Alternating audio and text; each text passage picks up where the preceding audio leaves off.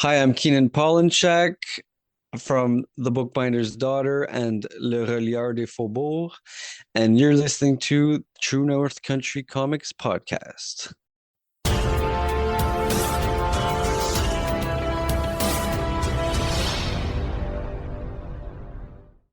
Welcome to the True North Country Comics Podcast, dedicated to promote Canadian comic book and graphic novel creators and supporters. I'm John Swinimer. On this special episode in this series entitled Made in Canada Creator Resources, I chat with specialists in particular areas to discuss whether Canadian comic book and graphic novel creators have all the resources they need in Canada to produce and promote their content. Please like and subscribe to this website by hitting the subscribe button, so you'll be notified about new podcast interviews and article posts. This podcast is available wherever podcasts are enjoyed. Please like, follow, and subscribe. Based in Montreal, Quebec, Keenan is a multidisciplinary artist specializing in illustration and traditional bookbinding. He's especially known for his graphic novels, comics, and children's books, which he writes, illustrates, self-publishes, and often binds himself. His latest comic is called The Bookbinder's Slaughter. It's a psychological thriller about a bookbinder and a creepy client who is obsessed with spreading the word of God at any cost. Keenan has been bookbinding since 2013, apprenticing under José Roberge at L'Atelier Mille et Une Feuilles and Laura Shevchenko at The Bookbinder's Daughter in Montreal. He has since bound and restored hundreds of books, including his own publications. In the fall of 2018, Keenan worked as an assistant bookbinder for the Library of Parliament of Canada for 6 consecutive months. Since June 2020, he's the owner of The Bookbinder of the Faubourg, formerly The Bookbinder's Daughter, a traditional bindery situated in the old borough of Faubourg-Almalas, now known as Faubourg Sainte-Marie. The Bookbinder of the Faubourg specializes in handmade bookbinding, restoration and repair of old and rare books using traditional methods, as well as the most up-to-date techniques and materials.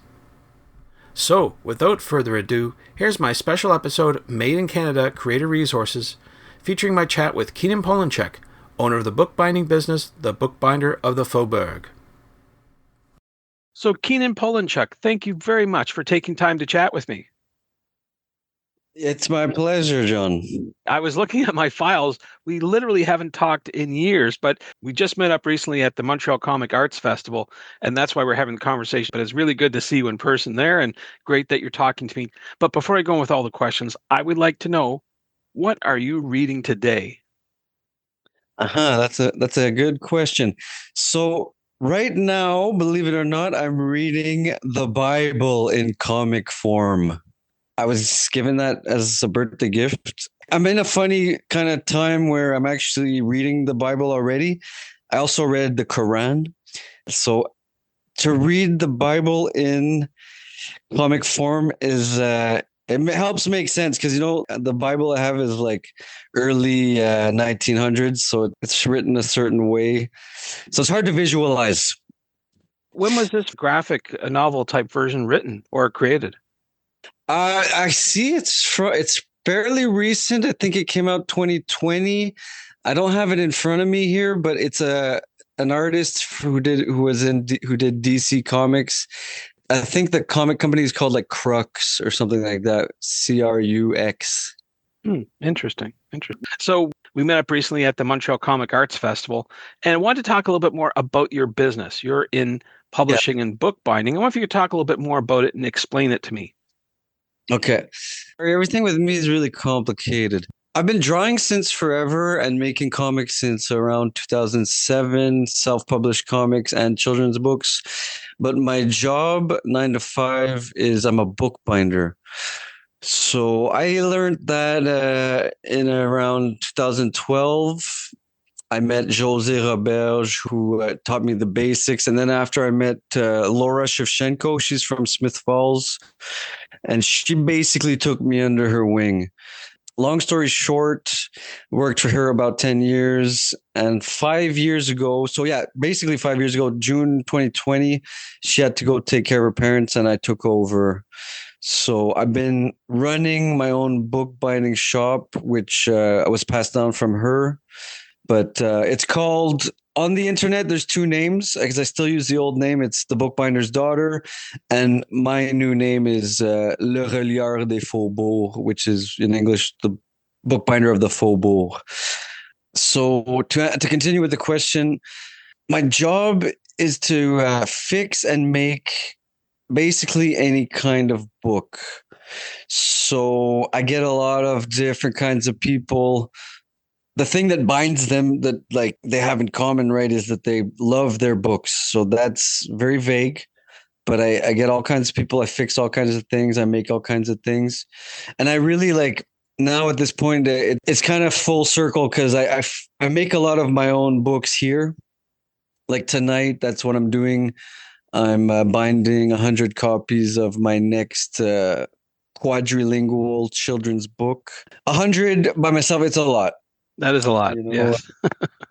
Yeah, work wise and with the comics, I guess is maybe more interesting for you.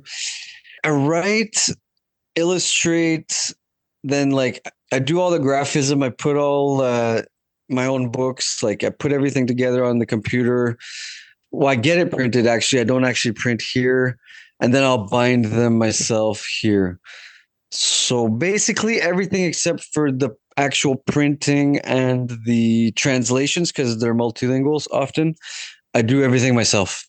Wow. So you understand the process. When a creator comes to you, you know exactly what is involved in getting the book together as a creator. So that's good. Maybe you could explain a little bit more specifics about the book binding itself. It's a mystery to me. Like, what is involved in book binding? It's always a little bit funny to explain. It's a very visual thing, you know. You kind of have to see it to believe it. But I mean, basically, I always mention to people, like, just take any book you have at home and take a look at it, right? If it's a sewn book, there's multiple signatures, which are like pieces of paper, like folded in half, and then, you know, it's sewn through that, and they're all connected, they're bound together. First, you have to kind of sew it, then you have to glue it, you have to put end sheets. End sheets are the pages that are like the first page that's attached to the cover. Then after that, you'd put like stretch cloth that reinforces. From there, you know, you would chop the three sides. You would have to make a cover, which is right made out of cardboard, and there's certain measurements to be respected here. Cover could be, you know, printed, like often books that you would have at home, and it could also be like a kind of book cloth or leather. Then I got like movable type, which is very fun to see and use. And then I could stamp a gold foil author title and any extra kind of things like that. It's a complicated process. Yes, it sounds like it. And no staples involved, right? Because that's my assumption. It's like, oh, you just put some staples in, it's good. But there's a lot more to it than that. Yeah, I mean, binding, the word binding means to like put together, you know, like to tie together in a way. So, I mean, even like just a regular comic that you'd get that's stapled, they would call that, in French, we would call that reliure à cheval. So in English, saddle binding, I think. Mm-hmm. That's right. Yes, that's right. So, I mean, it does count, stapling it does count as binding. But that's the lowest form, I guess, right? Yeah, it's a simple form for sure. And I mean, there's this funny kind of binding that I get every once in a while. Seems to be mostly German stuff that they kind of like, instead of sewing the signatures, they would like staple them. And then it'd be like multiple signatures that are stapled and then kind of like not sewn, but stapled onto like ribbons and stuff. Those ones are a pain to fix, I gotta say, because staples will end up 100 years from now, they'll often like rust and like just kind of disintegrate. Something to keep an eye on, you know. Yeah, you want your books to last, that's for sure. Like, I'm just looking at some of the graphic novels on my shelf right now, and I can see it's some of the process that you've explained, that they're all square bound in that type of format you were talking about before. Does the glue last? I guess that's a question. It's all glued together, right? Yeah, are you talking about the new stuff or the old stuff? Yeah, I'm talking about new. I don't have really any old stuff on my shelves, but I'm talking about the new stuff you find in the comic book stores and regular bookstores. The glue I use is like a pH neutral, acid free, like PVA. So it is a white glue kind of thing. but a little bit better quality for sure. So that is like pH neutral, like I'm saying. So it's not going to like harm the paper. It is very good long term.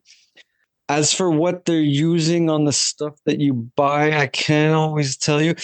What I can say is that generally, like these well-known comics that sell a lot, they're probably like printed and bound in China or the States, something, or somewhere cheap, right?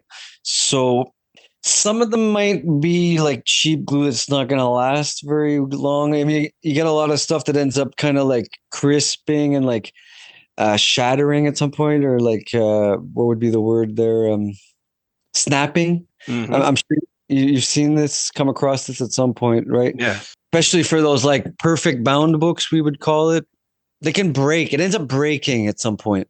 So the stuff that I use it's made to last longer, and it's more like elastic. Okay. As I said, we met in Montreal at the Comic Arts Festival. I wonder if you could talk a little bit about some of the creators in your local area who've come to use your services, perhaps someone that we know. To be honest, I don't get a lot of comic book people coming here, but I have done stuff for Dietrich Rotsteak, who does Everything is Super. I have also done stuff for Nadzim Mahibahi, who does like Wrong Spell Comics. Maybe what's his name? Mark Roy. It's Donazi Trump. It's like a comic book about Trump. So I think he's maybe a little bit more well known. Nobody's particularly famous, I gotta say. Okay. Just more like people kind of that I kind of know, yeah, or that I see them around because I'm really like a one-man operation, So like any of these well-known like comic people, they wouldn't come here to get like thousands made, right? It's more of like a specialty thing or limited edition stuff like that. Done with quality, yes. Yeah, what I do get though every once in a while, which I always like doing that too, is every once in a while I'll get some guy, usually a guy, it could be a girl, but somebody who wants to like bind a series of like all their old comics into one book and with like a fancy cover kind of thing. Right. Well, that makes sense. People want to keep and hold on to their older books. Makes perfect sense. So I was trying to explain before we started recording that this series of interviews that I'm doing right now is all along the lines of whether Canadian creators can do everything here in Canada to create. And I just wanted to get your thoughts on that. Do you think we can do everything from like, of course, we've got tons of creators in Canada, but from a technical standpoint, do you think we can do everything here to make books and get them out to people and promote them? Me personally, I would say yes, for sure. I kind of do that in a way. I make them myself, and I use materials that are like, more or less from here. For sure. I mean, unfortunately, a few things end up coming from the States, but that's just because there isn't somebody in Canada who makes it. But there really could be. So paper-wise, I'll often use like Domtar stuff, which is, I would imagine that was Canadian. What's the other one? Spicers and all that. I don't want to say that it is and it isn't, but for some reason I think it is. Some of the cardboard I use is made in Canada. Sometimes other kinds of cardboard needs to come from the States just because like there's nobody who makes it. Some leather is made in Canada. A lot of leather that I use often ends up like the Middle East is big on that, like Moroccan leather and stuff like that. That's more for books though. Like to make white glue, just because it doesn't, make it in Canada doesn't mean we couldn't, right? Right. So I can't tell you if it's made in Canada, but it's like, it's a company that would make glue. It's like, you kind of can't go wrong with that. Like everybody needs glue. So, right. Yeah. If ever there was a company to start that up, like they definitely wouldn't like go bankrupt. I wouldn't imagine like they'd have people to buy it. There's many uses for it, that's for sure. Printing wise is a big thing too, because I mean, even me, I know people in the comic scene. They're self-published like myself, but they still get it printed like in the States or like on these like websites or something. I definitely have never done that, and I'm never going to do that. It's really printed in Montreal. I'm not going to send stuff or get stuff from China either. I mean, but I'm a small operation relatively, but for someone who's doing what I'm doing, it's pretty decent. Yeah, it's a niche sort of service, but it's still very relevant for people who want quality books done, that's for sure. So you've dealt with a lot of people coming in with books and saying, hey, can you do a job for me? Are there any tips that you like to pass along to people who are delivering you the books, their creations, so to speak, to make it easier on everyone? Any things that you've seen along the way that would make the process a lot easier? Yeah, I mean, definitely always, give me time. Always call or email in advance with the details. Any questions that they have about like formatting, would be better to like ask me earlier rather than later. I would always say too, sewn books is better than glued. So like you have to just print it in those signatures, like I'm saying. You could Google this kind of stuff, right? Signatures of about 7 sheets folded in half. Then we can sew them like that. Crop marks, definitely always put crop marks because that really helps to know where to cut. Always just if you're not sure, give me a call and I'll help you Right. out. Because I kind of get all kinds of people with all kinds of projects. Right. It's better to know in advance. Yeah. So maybe that being said, then where can people find you online to explore more about your work and your services that you have as a bookbinder? Yeah. So, sorry, it's a long name here. It's Le Relieur des Faubourgs. So it's like the binder of the Faubourg. Relieur Des Faubourg Faubourgs. So lereliardesfaubourgs.com. I have the Instagram. It's actually no le, so it's just Relieur des Faubourgs. I got that on the Facebook too. It's Le Relieur des Faubourgs, Bookbinder's Daughter. You can also still always check the Bookbinder's Daughter website. I mean, I'm not the bookbinder's daughter, but I do have a daughter now, so you never know. And also, it still is here. It's the same place. And if ever Laura came back, that would be great too. Very good. Well, Keenan, those are all the questions I have for you, but I'm wondering, is there something I didn't ask that you want to get across in this interview? Just I got that new children's book coming out in August. I'm also doing this new thing here where there's a free magazine that's distributed across Canada, and it's really cool. It's called Absolute Underground Magazine. So, I mean, it's definitely about all the kinds of stuff that I kind of like, underground stuff. But it's a free magazine that you could find kind of all over Canada. And I put my comic strips in there in every issue. So the people, if ever they see this magazine, they should check it out because it has comics in it. And it's free. Thanks to Keenan for the chat. You can discover more about Keenan on Instagram at instagram.com/Keenan Polanczak. That's KEENANPOLONCSAK. And thank you for tuning in to the True North Country Comics podcast. I invite you to visit the True North Country Comics website to listen to even more conversations with creators about making comic books and graphic novels. I also encourage you to subscribe via the website to be notified about new podcast interviews and article posts. This podcast is available wherever podcasts are enjoyed. Please like, follow, and subscribe. You can follow along True North Country Comics on most social media sites, and you're encouraged to send any and all feedback to John at TrueNorthCountryComics.com. Thanks for tuning in, and come back soon for another episode. Bye for now. True North Country Comics podcast is copyright True North Country Comics, copyright 2025.